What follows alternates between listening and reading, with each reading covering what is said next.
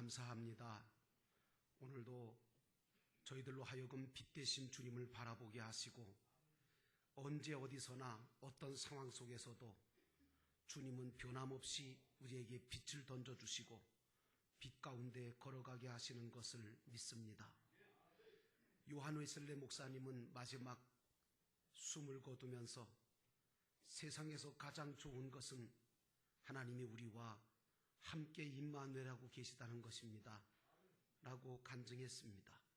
하나님, 오늘도 힘들고 어려운 인생길을 걸어가면서도 우리 중에 주님이 함께 하시기에, 우리를 빛 가운데로 인도하고 계시기에 낙심하지 않게 하시고, 어렵고 힘들 때마다 주님 바라보게 하시고 주님의 능력과 은혜 가운데 승리하도록 저희들의 믿음을 붙잡아 주옵소서.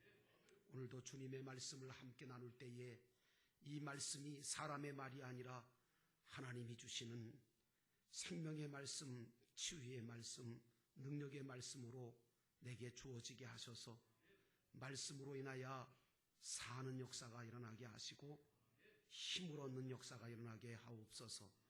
예수님의 이름으로 간절히 기도하였사옵나이다. 아멘. 여러분들은 지금까지 신앙생활 하시면서 금식 기도를 해본 적이 있으신지 좀 여쭙고 싶습니다. 어떤 분은 해보셨을 거고 어떤 분은 안 해보셨을 거고. 근데 이 금식 기도라는 게 뭐냐 하면 음식을 전혀 먹지 않고 물만 먹으면서 하나님 앞에 집중적으로 기도하는 것인데, 이게 조금 더 영적으로 재해석해서 깊이 들어가면 금식이라는 것은 무엇이냐? 세상적이고 육적인 것을 금하고 하나님의 것을 취하는 것이 금식이다. 이렇게 우리가 정의를 내릴 수가 있습니다. 그러면 대부분의 사람들은 왜 금식을 언제 금식하느냐? 어떤 사람은 자신의 죄가 심각하게 드러나서 깨달아졌을 때 회개하기 위해서 금식하는 분도 계시고, 어떤 분은 절박한 상황이나 정말 절실한 필요 때문에 하나님의 도우심이 절대적으로 필요하기 때문에 그래서 금식하며 기도하시는 분도 계십니다. 또 그 밖에 하나님의 더 큰 사랑과 은혜를 깊이 깨닫게 하기 위해서 그래서 금식 기도를 들어가기도 합니다. 그런데 이제 오늘 본문의 말씀에 가서 보면 예수님께 부름받아서 은혜 가운데 제자가 됐던 세리 마태가 너무 감사해서, 너무 감격스러워서 자기가 예수님의 부름을 받고 그리고 자기의 모든 죄 사함 받았을 뿐만 아니라 예수님의 제자가 됐다고 하는 그 감격 때문에 예수님과 자기 친구들과 많은 죄인들을 초청을 해서 자기 집에서 함께 식사하는 자리를 만들었습니다. 그런데 그 자리에 초청해서 왔는지 그냥 왔는지 모르겠는데 세례 요한의 제자들이 왔습니다. 와서 예수님에게 뭐라고 얘기하느냐 하면, 어째서 왜 우리들과 지금 바리새인들은 금식을 하고 있는데 당신과 당신의 제자들은 금식도 안 하고 이 세리와 같은 죄인들과 함께 음식을 먹고 마시고 있느냐 하고 비난을 퍼붓습니다. 여러분, 신앙생활에서 제일 위험한 것 중에 하나가 뭔지 아세요? 자신이 하는 것은 절대시하고 만든다고 하고 남이 하는 것은 무시하고 평가하고 비판하는 거예요. 이런 사람은 절대로 신앙적인 사람이 될 수가 없습니다. 그래서 예수님은 비판하지 말라, 그 비판하는 비판으로 내가 비판을 받을 것이라고까지 이야기를 하신 거예요. 당시의 유대교인들은요, 머리를 풀어 헤치고 금식할 때 얼굴에다가 재를 뿌리면서 아주 슬픈 표정을 짓고, 그리고 하나님을 위한답시고 말씀에도 없는 금식 제도를 유전법으로 만들어서 사람들에게 그 금식하는 모습을 보여줌으로 자신들이 얼마나 경건하고 신령하고 그리고 믿음이 좋은지 그걸 보여주려고 종교적인 행위로 금식하는 일들이 벌어졌어요. 그 유대교인들은 1년에 몇 차례씩 절기 때만 그렇게 했는데 바리새인들은 어떻게 했느냐? 야, 1년에 그 몇 번 해가지고 되겠냐? 세게 해야지. 그래서 말이죠, 바리새인들은 어떻게 정했냐면 일주일에 2번씩 정한 대로 금식을 하면 신앙이 좋은 사람이고, 그걸 안 하면 신앙이 좀 문제가 있고 좋지 못한 사람으로 평가를 내렸어요. 그러니까 뭡니까? 마치 금식이 신앙을 평가하는 잣대가 되는 것처럼 타락을 한 거예요. 사실은 금식을 통해서 하나님과 더 가까워지고, 그리고 숨어서 은밀하게 보시는 하나님 앞에 인정받도록 해야 하는 것이 금식인데, 이 사람들은 오히려 사람들에게 보이려고 하고 자랑하려고 하고, 그리고 금식을 마치 무슨 자신의 신앙 경력이나 이력으로 삼으려고 하고 자기 만족감에 도취되는 금식을 한 거예요. 제가 어떤 분을 만났는데 저에게 명함을 주더라고요. 그래서 제가 명함을 딱 받아들고 뒤편을 딱 봤습니다. 앞에는 이름만 있는데 뒤편을 봤더니 경력과 이력과 뭐 그런 게 대단히 화려하시더라고요. 근데 그 경력 쪽에 뭐가 하나 있냐면 40일 금식한 사람. 명함의 경력 중에 하나로 기록했더라고요. 여러분, 이게 맞습니까? 금식은 하나님께 보이기 위한 것이지 결코 사람에게 보이기 위한 것이 되면 안 되는데, 오늘 저와 여러분의 모든 신앙생활은 주님이 보시기에 어떠냐, 거기에 초점을 맞추어야 합니다. 그리고 내 모든 신앙생활이 주님을 위한 것이 되어야 됩니다. 당신이 지금 뭘 결정하려고 할 때 그게 주님을 위한 겁니까? 아니면 당신을 위한 겁니까? 물어보고, 그것이 주님을 위한 것이 아니라 나를 위한 것이고 세상을 위한 것이고 육신을 위한 것이라면 우리는 그것을 하지 말아야 됩니다. 그리고 주님이 소원하시는 것을 이루기 위한 것이 되도록 우리가 해야 되지 않습니까? 아마도 오늘 요한의 제자들이 볼 때는요, 자기 스승 세례 요한은 그 광야에서, 여러분 아시잖아요, 약대 털옷을 입고, 남들은 좋은 옷 입고 있는데 이 세례 요한은 약대 털옷을 입고 말이죠. 그리고 메뚜기와 석청을 먹으면서 그 광야에서 먹을 것도 제대로 못 먹고 입을 것도 제대로 못 입고, 그리고 광야에서 말씀을 외치고 전했는데, 오늘 예수님을 보니까, 그 제자들을 보니까 이 사람들은 말이지 세리들과 죄인들과 함께 식사하는 모습을 보는 거예요. 그러니까 그걸 비교해 보니까 이게 실망스러워서, 그래서 어째서 금식도 안 하고 음식만 먹고 있느냐 그러면서 실망스러운 나머지 비난을 한 거죠. 그러니까 이 사람들의 눈에는 예수님과 제자들은 그저 먹기만 탐하고 타락하고 신앙이 아주 안 좋은 사람들처럼 보인 거예요. 그런데 예수님께서 이 요한의 제자들이 이렇게 따지고 질문을 하는 소리를 들으시고 뭐라고 대답했는 줄 아십니까? 혼인잔치의 손님들이 신랑이 자기들과 함께 있는 동안에 슬퍼할 수 있느냐 하고 반문을 하셨어요. 이 말씀은 바로 무엇이냐 하면, 구원받은 세리 마태가 주님을 위해서 또 그의 친구들과 많은 죄인들을 주님께 인도하기 위해서 베푼 그 자리는 주님이 함께한 기쁨의 혼인잔치와 같다는 말씀입니다. 여러분, 오늘 우리 영도교회에서 드려지는 예배는 바로 이런 잔치 같은 예배가 드려져야 됩니다. 그리고 속회 목장 모임도 바로 이런 모임이 되어야 해요. 거기는 예수님도 계셔야 되고, 거기는 구원받은 우리들도 있고, 거기는 세리와 많은 죄인들, 아직도 구원받지 못한 VIP가 초청되어서 함께 은혜를 나누는 자리가 되어야 한다는 말씀이에요. 예수님은 의인을 부르러 온 것이 아니라 죄인을 부르러 오셨고 잃어버린 영혼을 찾아 구원하러 오시지 않았습니까? 그러므로 우리 영도교회도 이런 주님의 소원을 따라서 영혼 구원에서 제자 삼는 하나님 나라 가족 공동체를 만들어 가야 되는 것입니다. 오늘 마태가 자기 집에서 베푼 그 잔치자리라는 그곳에서 여러분 주님을 만나서 죄사함 받은 그리고 구원받은 마태가 신랑 되신 예수님과 함께하는 혼인잔치 자리였다는 거예요. 또 자기 친구들과 수많은 죄인들도 예수님을 만났으면 좋겠고 구원받았으면 좋겠고 그래서 베푼 기쁨의 자리가 아닙니까? 앞으로 영도교회에서 행하는 모든 일들이나 모임이나 이것은 다 오늘 마태가 벌였던 이 잔치자리와 같이 되어야 된다는 말씀입니다. 그래서 어떤 행사를 하더라도 VIP인 불신자를 초청해서 함께 나누는 행사를 해야 되는 거예요.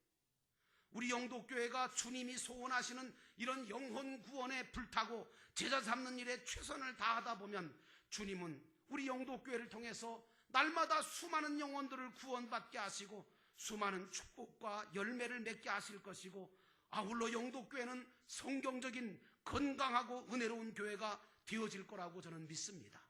자, 그렇다면 반문할 수 있죠. 그러면 예수님은 도무지 금식할 필요가 없다고 말씀하시는 거냐? 아닙니다. 본문 15절의 말씀에 보니까 예수님은 금식해야 할 때가 따로 있다고 말씀해 주시고 계세요. 그게 언제입니까? 오늘 말씀 보니까 신랑을 빼앗길 날이 이르니 그때에는 금식할 것이니라 이렇게 말씀하세요.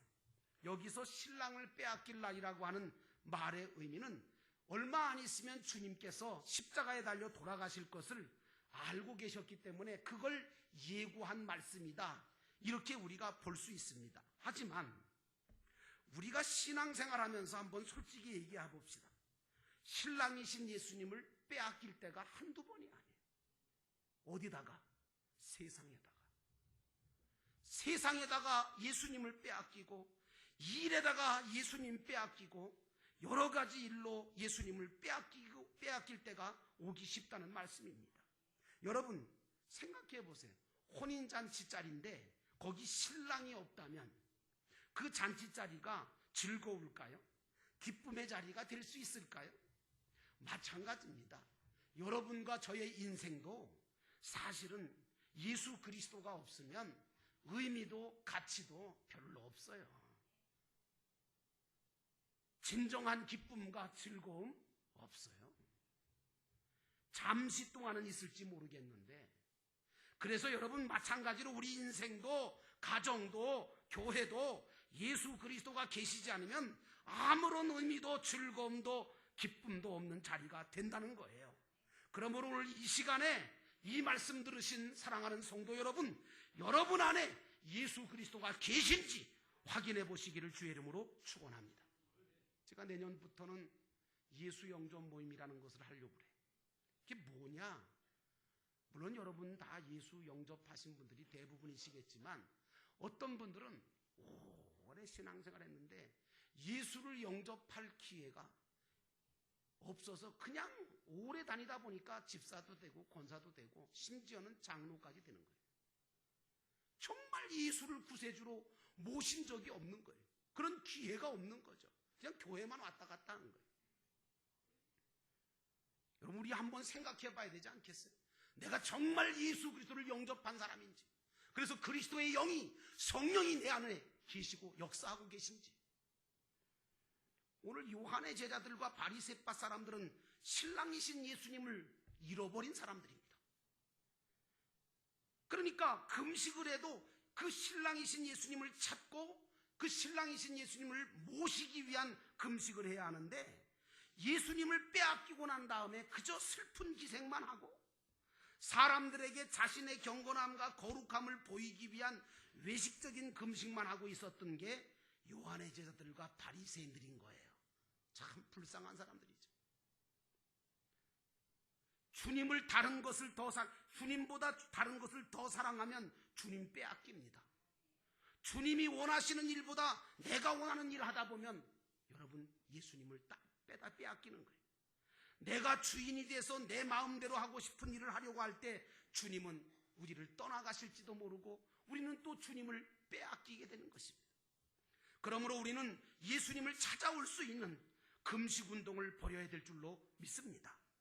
주님의 이름으로 예배하는 이 자리, 그래서 모이기를 힘쓰고 이곳에서 주님의 이름을 찬양할 때 주님께서 예배하는 이 자리에 찾아오시는 줄로 믿습니다. 주님의 이름으로 기도하는 자리에 주님께서 만나주시는 줄로 믿습니다. 주님의 이름으로 주님이 원하시고 기뻐하시는 일들을 우리가 감당해 나갈 때 그곳에서 우리 주님은 우리를 만나주시고 우리가 그때 주님을 만나게 되는 줄로 믿습니다. 왜 영도교회가 지역사랑봉사회를 만들어서 어려운 이웃들을 섬기자고 하느냐? 여러분 솔직히 얘기합시다. 여러분들이나 저나 다 힘들잖아요. 교회도 어렵고 개인도 어렵고 직장도 사업도 뭐 제대로 되는 게 몇이나 됩니까? 다 어렵다고 그러고 다 어려워요. 근데 왜 이걸 또 해야 왜 이걸 또 벌려서 또 이런 일을 하려고 그럽니까? 그렇게 말씀하시면 할 말은 없어요. 그런데 여러분 아십니까? 이거 왜 하려고 그러냐?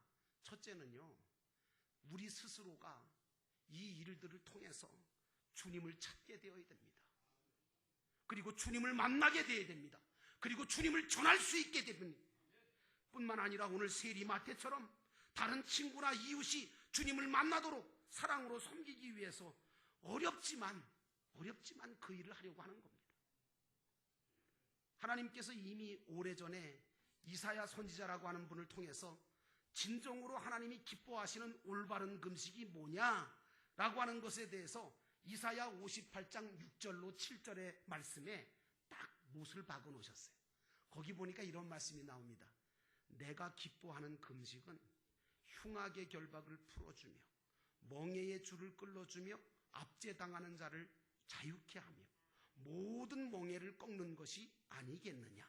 또 줄인 자에게 양식을 나누어 주며 유리하는 빈민을 집에 들이며 헐벗은 자를 보면 입히고 또 내 권력을 피하여 스스로 숨지 아니하는 것이 아니겠느냐라고 말씀하셨습니다.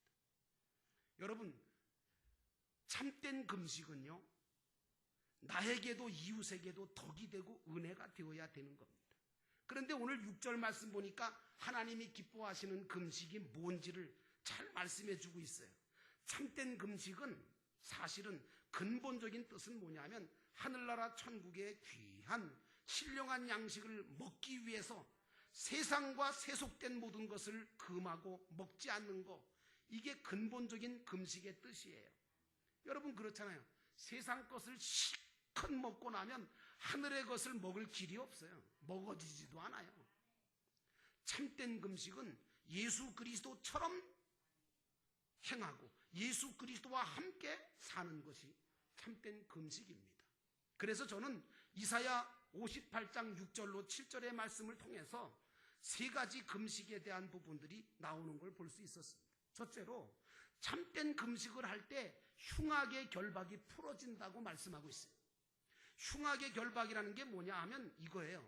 남을 억울하게 만들고 피해를 주고 불이익을 당하게 만드는 거, 이걸 흉악의 결박이라는데, 이 흉악의 결박이 사실 우리들 안에 지금 이게 결박되어 있습니다. 그래서 사실은 세상 사람들, 세상의 원리죠. 왜냐? 세상은 뭐라고 얘기하냐면 자꾸만 야, 네가 잘 되려면 다른 사람한테 좀 피해가 되더라도, 다른 사람한테 좀 상처를 주더라도, 좀 다른 사람들은 좀 불편하게 만들고 손해보게 만들어도 너 잘 되기 위해서는 어쩔 수 없지 않느냐 하고 이기적인 생각을 가지고 살아가게 만들어요. 이게 사단의 음성인데요. 이게 세상의 원리입니다. 그런데 여러분, 성령께서는 우리에게 뭐라고 얘기하냐면 우리 믿는 자들에게는 어떤 생각과, 여러분 이런 생각과 이런 마음 자체는 우리가 금식해야 됩니다. 끊어야 됩니다. 그리고 우리는 어떻게 살아야 되느냐? 다른 사람이 잘 되도록, 다른 사람이 행복해지도록 만들어줘야 돼요. 여러분 우리가 섬김에 대한 얘기를 많이 해요. 진정한 섬김이 뭔지 아세요? 따라합시다. 다른 사람이, 다시요, 다른 사람이 성공하도록 돕는 것이다. 그게 섬김이에요. 여러분, 우리들은 예수님 때문에 성공했잖아요. 죄인에서 의인된 거 아닙니까? 하나님의 자녀된 거 아닙니까? 천국 들어가는 게 성공하지 않았습니까? 누구 때문에 그렇습니까? 예수님의 섬김 때문입니다. 그렇다면 여러분들도 섬기는 자가 되어야 되지 않겠습니까? 예수님처럼 최고의 섬김을 섬기시는 여러분 되시기를 축원합니다. 이런 섬김의 원리를 갖고 있는 사람은 다른 사람하고 충돌하지 않아요. 시기 질투요? 그 유치한 걸 왜 합니까? 싸우지도 않습니다. 누구 탓하지도 않습니다. 오히려 남을 인정해주고 높여주고 세워줌으로 하늘나라 놀라운 면류관을 만들어가는 줄로 믿습니다. 이게 금식이라는 말이에요. 두 번째로, 금식을 하면 멍에의 줄을 끊어버린다라고 말씀하고 있어요. 믿지 않는 자들은요, 십자가라고 하는 것이 이게 아주 부담스럽습니다. 그래서 안 믿는 사람한테는 십자가는 미련하게 보이고 멍청하게 보이고 그리고 멍해가 되고 부담이 되고 막 그래요. 그런데 여러분, 예수 믿고 금식하는 자들에게는 오히려 십자가는 뭐예요? 영광이에요. 상급이에요. 능력이에요. 면류관이 된다. 이걸 알기 때문에 오히려 그 십자가를 기쁘게 즐겁게 지고 가는 줄로 믿습니다. 그래서 믿는 사람들은 고난을 당하나 고난 중에 오히려 환난 중에 즐거워하고 불평이나 불만이나 원망 속에 빠지지 않고 오히려 감사하는 줄로 믿습니다. 감사하는 것도 금식입니다. 감사할 때 멍에의 줄이 끊어지는 것을 믿으시기를 바랍니다. 그래서 감사하라는 거예요. 왜 자꾸 불평을 하세요? 그러니까 멍에의 줄이 점점 더 세지죠. 세 번째로, 금식은 압제당하는 자를 자유케 한다고 말씀하고 있습니다. 금식하면 얼마나 자유함이 오는지 몰라요. 물질에 대해서도 환경에 대해서도 사건과 문제에 대해서도 아무런 문제가 되지 않고 자유할 수 있게 되고 견딜 수 있게 되어지는 역사가, 능력이 금식할 때 생기는 줄로 믿습니다. 금식하는 사람들은 무슨 일을 하든지 주의 일로 하거든요. 이런 사람은 자유를 얻어요. 뭐 크고 작은 상관없어요. 빈부귀천 상관없고요. 어떤 직업이든 상관없어요. 왜? 주님의 일이니까. 크든 작든 그게 주님의 일로 여기니까.